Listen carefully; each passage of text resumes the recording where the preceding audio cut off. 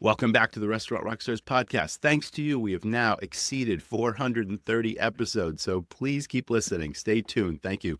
Today's guests, Terence Tubridy and Jeff Brosi, are the masterminds behind IGC Hospitality Group.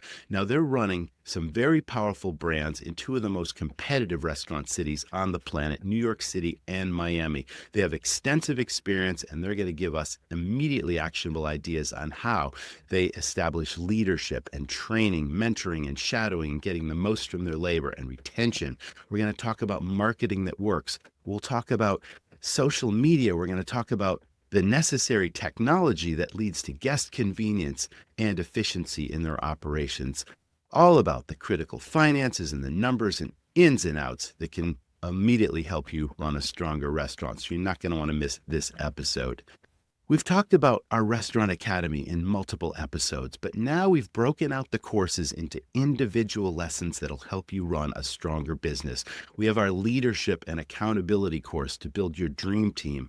We have the Mug Club. Wow, what a big needle mover that is. If you serve draft beer or have a coffee shop, Finances 101, figuring out an inventory system and calculating prime costs and establishing daily break-even, all the important KPIs in your restaurant, and probably the biggest needle mover of all. You can't control inflation or rising costs, but you can control menu profit. We have a course called the Menu Profit Accelerator, which is super powerful. Using this course, I just showed a restaurant that they left a potential profit of just under $900,000 on the table last year. So check that out at restaurantrockstars.com on our courses page. Now, on with the episode.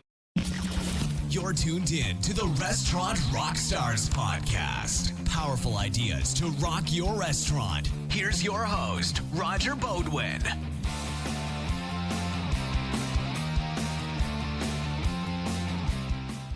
Listen, don't lose birthday business to your competition.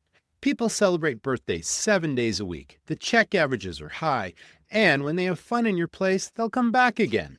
Talk to my buddy Dyson. He's an operator also, just like you and me, but now he runs a done-for-you birthday club.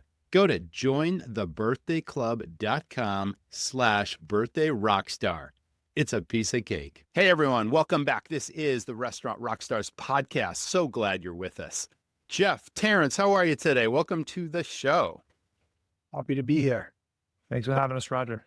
I'm so excited. You guys have such extensive backgrounds in hospitality and restaurants and bars and hotels.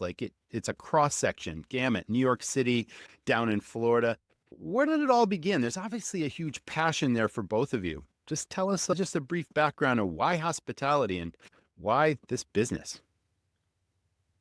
I could take this one, Jeff. Jeff and I actually went to college together, and we went to college in the Bronx. And about 20 somewhat years ago, we were graduating. We could either become firemen, or we could become that Irish American kind of background, or we could become bar owners. And Jeff was finishing up his master's degree, and we decided to partner up in a few places, especially on the East Side. So it's in our blood. Hospitality grew up in the business. My father owned a restaurant out in Rockaway Beach, and Jeff's family owned a bar on the West Side. So we were born into it. All right, so there's a legacy there, but can you both say what's made the biggest difference to your success? Because again, highly competitive industry, one of the most dynamic and challenging businesses out there. I've been in multiple businesses. Restaurants for sure have been the most challenging. What's made the biggest difference in your success? I see. For us has been not forgetting where we come from and making sure that we take care of the people that work for us and with us every day. It's been important for us since day one. Jeff, if you want to jump in. Yeah, I think finding the right people, I think is key, right? And being empathetic to those people. I think also our big success was we followed our trends of as we grew up, right? So we were in our 20s. We had a pub club that was very similar to what we are. We went to a little more nightlife, then went into restaurants because that was a lot of our crowd and in our backyard of our people that we went to high school with, college with, because this is where we started our business. This is the people that followed us. Fantastic. Hospitality is, of course, the foundation of our business. What does that mean to you and your restaurant group, your hotel group? And how does it define your culture? Hospitality for us, I think it's the anticipation of a guest's needs. Our guest, from a management perspective, is our employees. So we try to anticipate what our employees' needs might be and try to meet them where they are. That helps. Obviously, that comes full circle for our guests. Our culture is built on something that we developed called 4H, and we use that to help orientate people to our company. It's human, it's hospitable, it's being hungry, and it's being humble. I like that. Keep going. Yeah. And basically, it's a compass that we try to tell managers that use this compass to make decisions. Being human, be a person over the process. When you're humble, you never stumble. So humility is important, right? The customer is usually always right, but that's not the case always. Being hungry, right? Drive for excellence. Try to be every day, work up better than you were the next day. And then hospitality is just what we're here about, but it's not the end all be all. It's this kind of compass that balances us all out. Because it's a tough business. Yeah, I like that. Those are 4 pillars, really. I like the 4H concept. That's great. That seems to me more of a cultural thing that is infused throughout your organization versus just a mission. And I say this all the time. It's like mission statements. They're old and tired. It might hang on the wall. No one cares or practices it. But these sound like they're pillars that are actually practiced across your organization. So thanks for sharing that. Yeah. Thank you. Core. I like that. Absolutely. Now, you've created powerful brands that resonate. So there's the word resonate, and then there's relevant. So resonate is creating something really strong that gets the attention of the public in a competitive marketplace. But then how do you sustain that and stay relevant across, say, multiple demographic groups? Because we could go on and talk about restaurants that lasted 30, 40 years, and their population aged out. They didn't keep up with the younger people, and now those businesses are dead. So staying relevant as well as resonating are both important. How would you answer that? JB?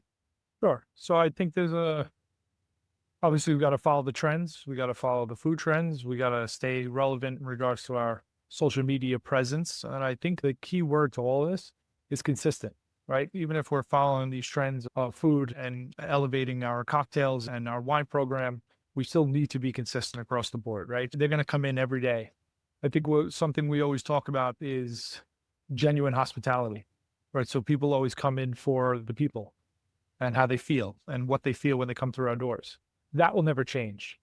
What's on the plate can change, what's in the glass can change, but as long as we're always providing that genuine hospitality and following the trends as we go through that, I think that consistency will continue to elevate and continue to bring people back. So training is foundational, and you probably have veterans that have been with you a long time. And then there's new people that come in the door in a variety of positions, week to week, day to day. And obviously you want to maintain longevity. You want to build a crew that's all pulling in the same direction with the same philosophies in mind. What are your service philosophies in training, and what's your approach, and how does it work? We take it day by day, but our core is 21 steps of service. And if 21 steps of service is too much, we'll knock it down to 14 steps of service.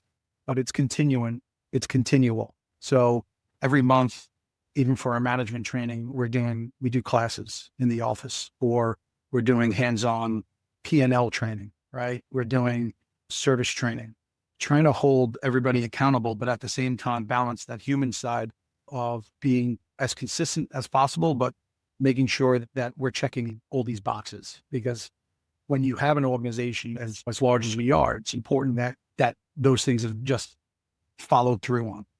Glenn, who's one of our service managers, he's one of our operating managers. He's hitting all of these restaurants and making sure these table tests are being done, making sure that the managers are following through on a DOH checklist every day.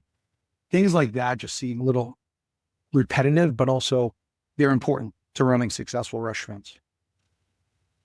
Anything to add on that, Jeff, or is that covering it? I think that covers it, but I also think we use the philosophy of people over process, right? Sometimes we put processes in place that sometimes they don't always make sense. Sometimes you have to put the human side of it before the process as well.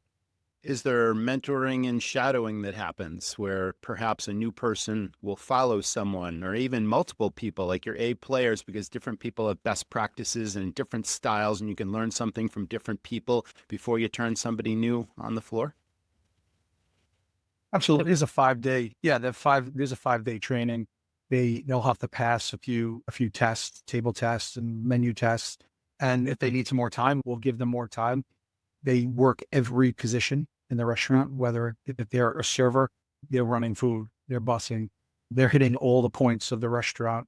Even at the host stand, they'll do a shift with the host. We try to give them as much as we can, but also we understand it's a job. And they're excited to get on the floor and start making real money. Of course, yeah. There's that balance, right? Everyone wants to get going, make some money, but the training is important because the guest experience is the end result. That's awesome.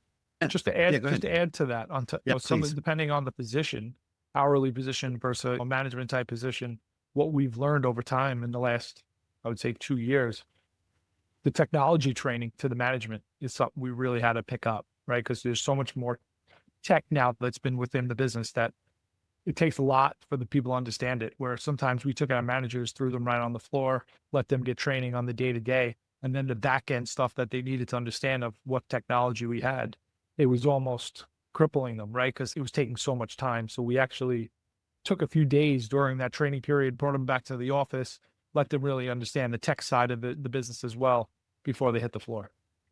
I'm glad you brought that up. We're going to cover tech stacks coming up, but let's stick with this question for a moment. And I'm curious what you look for in a new hire, one, and two, do you hire for experience or a personality and approach? Will you hire an experienced person, even if perhaps the first impression isn't? Tell me about that. What do you expect people to bring to the table and how do you hire? Emotional intelligence is probably number one that we're looking for. Awareness. And people ask, what position am I being hired for? We don't hire for a position. We hire the person. And some people are taken back by that. But because in this business, everything is temporary. We were barbacks growing up and we then became bartenders and so on and so forth. This is a road, a path. And so when you're looking at a position of their hiring, you're looking at the person first. Very good. Excellent. So, are there labor challenges in your organization and how have you solved those? Everyone's talking about short staffing, looking for good people, can't find great people. There's too much of that warm body thing where people hire anyone just because the show must go on, but yet it affects the guest experience. What's the balance there and how have you dealt with it? It's challenging. It's extremely challenging. Since COVID, we feel a lot of people have left the industry. For sure. So we've been trying to cultivate within. We're definitely trying to grow within. Like we just discussed before in regards to our hiring practices and what we're looking for. That's where it comes down to who's hungry, who's going to be looking to grow within the organization, who's going to be wanting to become from a server all the way up to an executive on the management level. Hiring within, I think, has been extremely important for us in growing and teaching and educating so they can grow. But in regards to finding staff, I would say it's been extremely challenging in New York. And I think as long as, of all of the other restaurant operators that we've speaking to, they're all facing the same exact problems.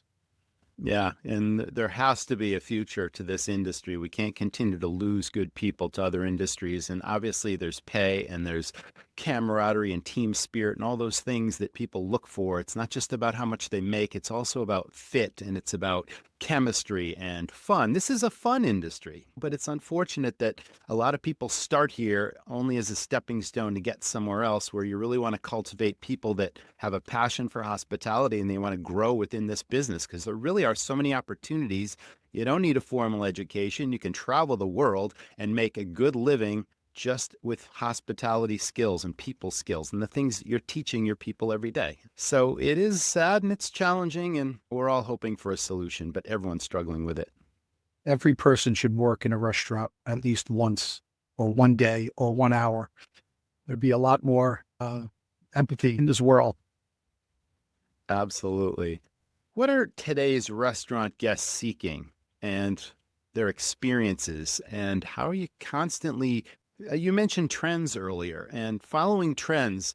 when do you know when, okay, this is time to move on to something else because something's hot now and it's fleeting? It is a fickle industry after all, too. It can be, unless you've got that consistency. Your menu doesn't really change. It's tried and true, but that can't be true either in an organization as large as yours. So where's the balance with that?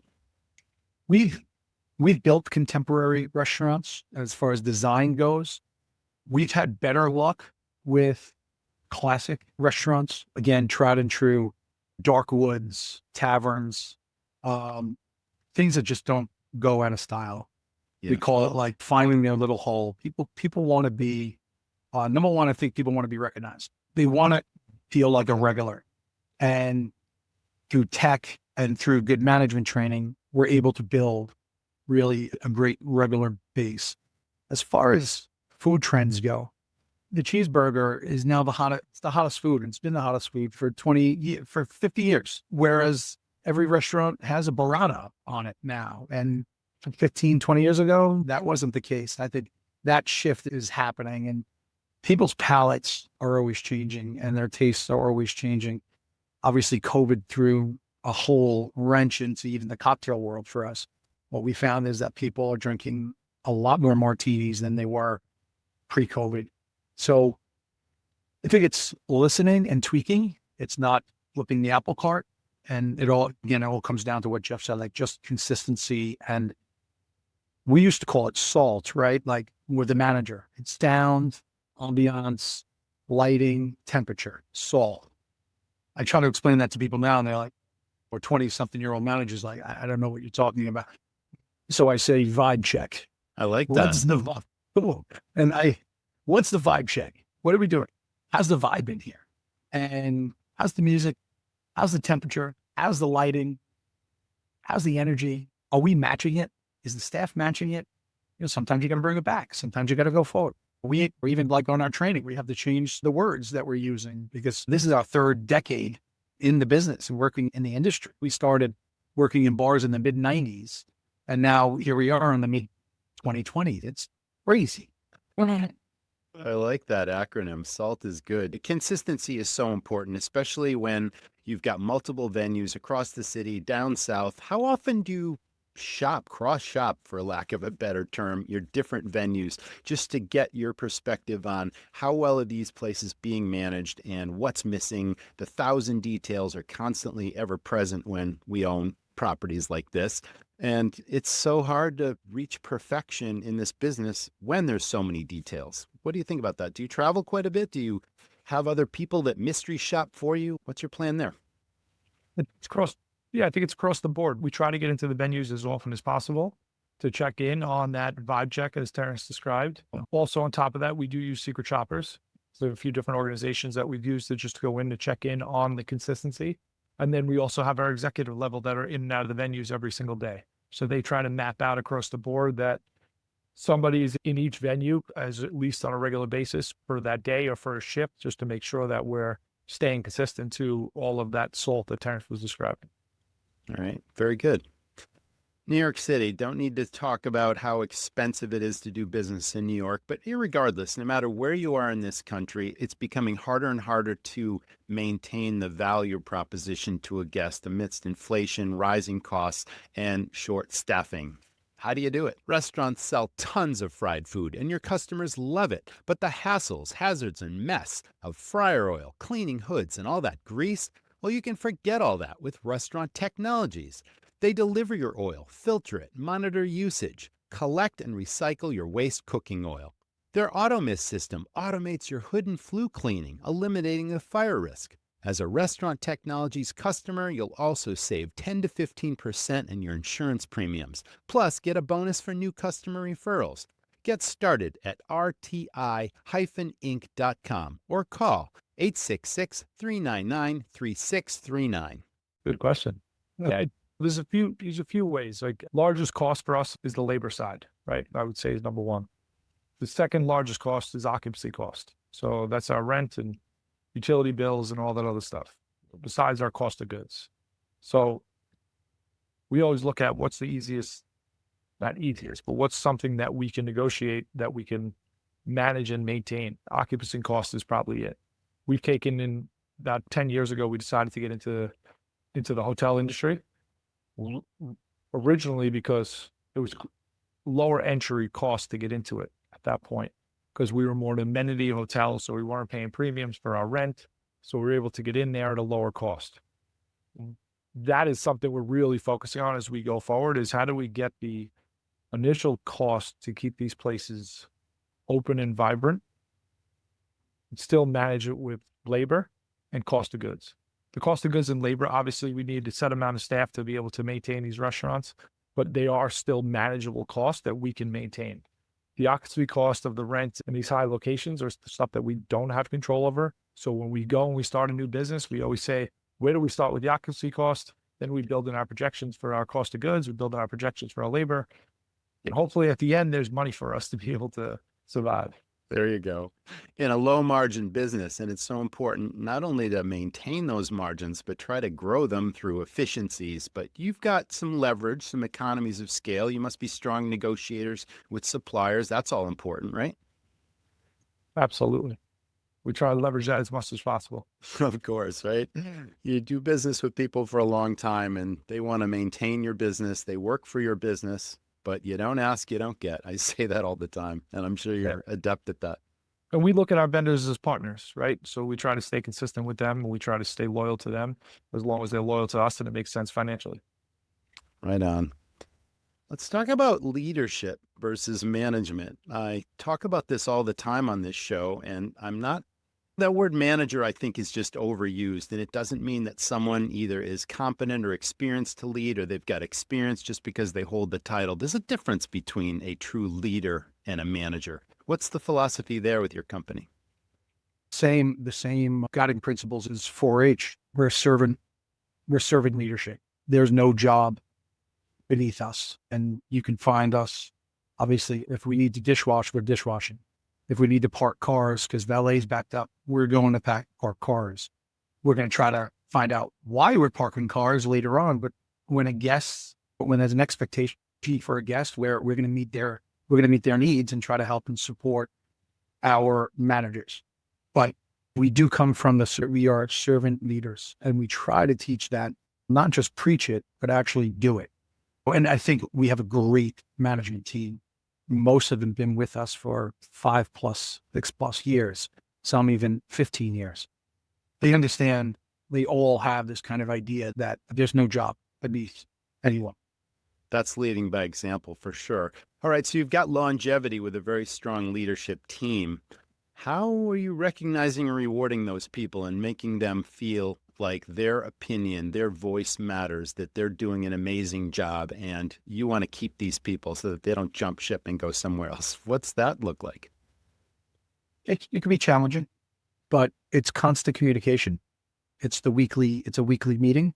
It's reaching out and recognizing them, just even on a personal level. Jeff and I will take care of people who we know are going the extra step. The incentive side, we build in bonus packages through financial rewards that are driven by the P&L. So talking about what they can control, when they see that they're spending $25,000 on small wares, why are we spending $25,000 on? They control it. So giving them a piece of the profit is how I think we've been able to retain some of that core management. Thanks for answering. And I also think transparency. We're very transparent on, as Terrence was saying, with the bonus structure. We treat them as almost owners. So they see every aspect of the business. I think that helps them on the education side. And I think as long as they're continuing to be educated, they feel like they're empowered. I love that word, empowerment. That's great. Very good. Let's shift gears, and maybe, Jeff, you're the person to answer this. Let's talk finances and KPIs. Starting with menu costing, is that something that happens regularly, and analyzing the profitability of menus? Yes. We definitely cost out our menu. Would I say that we're costing it out absolutely perfectly from top to bottom, every item? Can't guarantee that. What I can guarantee is I would say our top sellers are 100% costed out. Some of the other ones that are fluctuating, if it's a seasonality thing, we cost them out as best as possible. But to get it absolutely perfect, I would say we're not doing it as best as we should. Okay, that's good. Thanks for answering that. I've been a coach of restaurants for quite a while, and I've specialized in analyzing a menu's profit. So let's just assume that your menu has been costed out in any particular venue. Everyone's got different categories, whether they're appetizers, some people call them starters, or they're entrees, desserts, soup, salads, whatever. Every one of those items obviously has a plate cost. I rank every single dish in each category from the most profitable to the least profitable. And it's amazing how many restaurants have a huge profit spread difference in each category where we're talking multiple dollars. And then you run a point of sale, sales report or product mix or whatever, and you see the volume of sales on more popular items are lower profit items, taking sales away from what you wish you were selling. And there's so many things you can do to tighten up that profitability. And there's so many operators out there where that concept is lost on them. And it's amazing to me that exists when rising costs, inflation, things you can't control, volatility of markets, if you don't have leverage like your group does, and you're at the mercy of your suppliers, the only thing you control is maximizing your profit to improve your bottom line, maintain a margin, grow margins. Yeah, I was just curious if that resonates. Absolutely. Yeah, it certainly does. Jeff, you talk about padding, marketing. She came in last week and came up with an idea saying, hey, can I get a P-mix from the managers every week? Because I actually want to highlight the most profitable and the top sellers. So we can match that on where we're marketing our social media. And that goes back to that kind of transparency of showing everybody the numbers. And it was amazing to see one of our young marketing people just come in with that. It was like brilliant.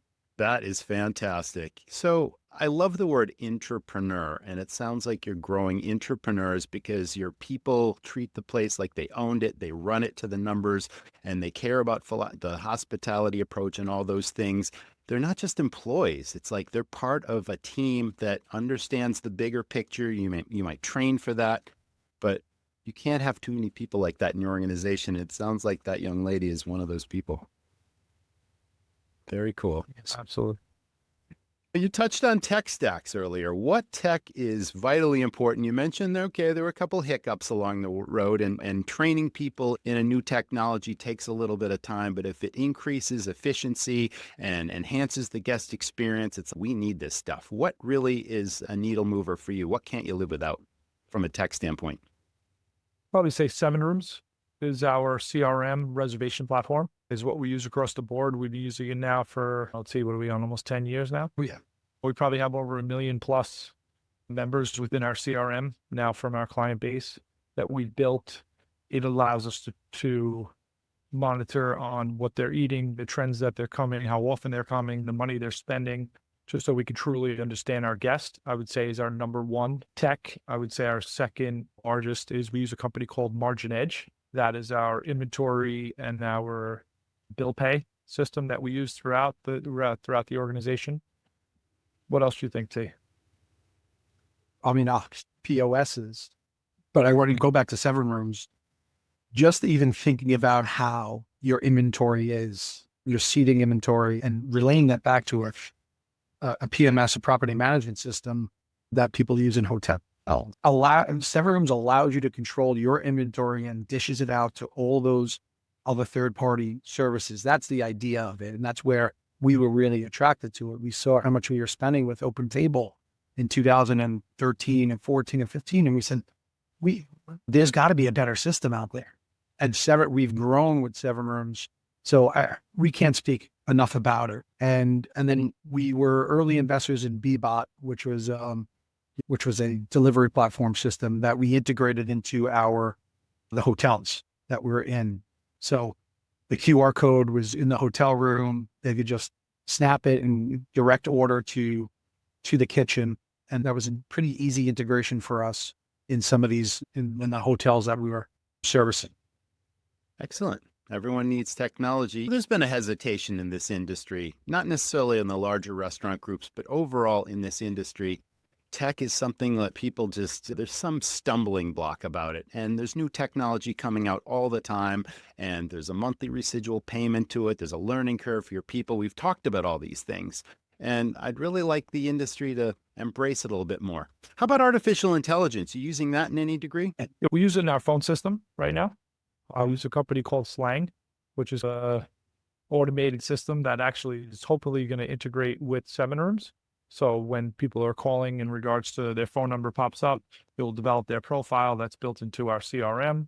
So we know when certain guests are calling, VIPs, whatever, people that have been with us multiple times, if they have a birthday or celebration coming up, that it'll be able to recognize that because that information is inside our CRM. The AI stuff is still pretty new for the restaurant side of things. We are looking at it on some of the inventory stuff as well to be able to, because what's happening now is we're realizing that we have all these different technologies, but none of them speak to each other. That's It's still taking all of this data that everybody's collecting from all different sides. You still need a human to put it all together.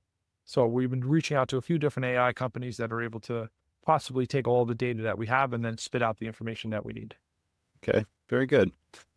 Let's shift gears and talk marketing. Besides PR, what is a big marketing strategy that really works? Do you use influencers? In a city like New York, there's so many different restaurants to compete against. What's your marketing plan look like? We just throw stuff against the wall and see where it sticks, Roger. It seems to work these days. That we internally, we have a marketing department and they've been focusing on social media ads, but it still goes back to the fact word of mouth is still number one. Always will be. That starts on premise. Buy that person you drink. If we messed up, buy them the meat. Don't let them walk out the door feeling that we didn't take care of them. And that person is going to tell 5 to 10 other people, hey, they took care of me there. Hey, they did the right thing. They messed up, but they did the right thing. I'm going to give them another shot. It's so many times when you walked into some of the best restaurants in New York, it's like, they didn't even say goodnight, or it was just weird. So the marketing for us starts on premise and taking care of the guest. But as far as, we use a company called Targetable that we've seen a little bit of success with social media. Influencers, we haven't paid for influencers, but we will do some credits here and there. What we found is that the organic viral videos are usually from people that just like what we're doing, whether that's at the Rockaway Hotel where a TikTok was now at a few 100,000 just her stay there. And she got the true essence of what we're trying to do at the Rockaway Hotel, even in the winter, which is a beachside hotel. So you could obviously tell that winters can be a little bit on the quieter side, but organic, tried and true. How about online reviews? It's unfortunate that human nature tends to lean toward the negative. So they'll slam you on an online review for a minor infraction. There's some people that are just impossible to please. Not everyone, of course, but you almost have to ask for a positive review. You can deliver amazing experiences, and not everyone is going to go right to online and give you guys a 5-star. And that's unfortunate. Do you do anything to encourage that? Do you ask for reviews if people had a great experience? It's about communication on the floor with your people. What do you do? Going back to that, right, go ahead, Jeff, with the incentive of incentivizing our managers, their bonus is structured around maintaining a certain level of guest reviews. And we respond to every review, good or bad, online. And then Seven Rooms has an automatic review. And weekly, we look at all those reviews and we are letting our management team know, hey, here's the follow-up. What happened here? Do we need to make this right? Or let's get some more information and go from there. Fantastic. Anything else you'd like to share? We've covered a lot of ground today. That was great. Really appreciate it. We did. I really appreciate you guys being here. Hospitality professionals, you're a credit to the industry. And I just love talking shop with people that are like-minded, that are moving forward and progressive. Thank you so much for being with us. Thank you, Roger. Appreciate it. That was the Restaurant Rockstars podcast. Thanks so much to our audience for tuning in. Thanks to this week's sponsors for supporting our show. Can't wait to see you all in the next episode. Stay tuned, and we'll see you there. Listen, what would it feel like to lower your operating costs, double your sales, lower staff turnover, create raving fans, and design a menu that literally prints money? Our online restaurant training system will teach you and your staff to rock your restaurant and transform your business. Head on over to restaurantrockstars.com. It'll take you less than 5 minutes to get started. You've got this. Thanks for listening to the Restaurant Rockstars podcast. For lots of great resources, head over to restaurantrockstars.com. See you next time.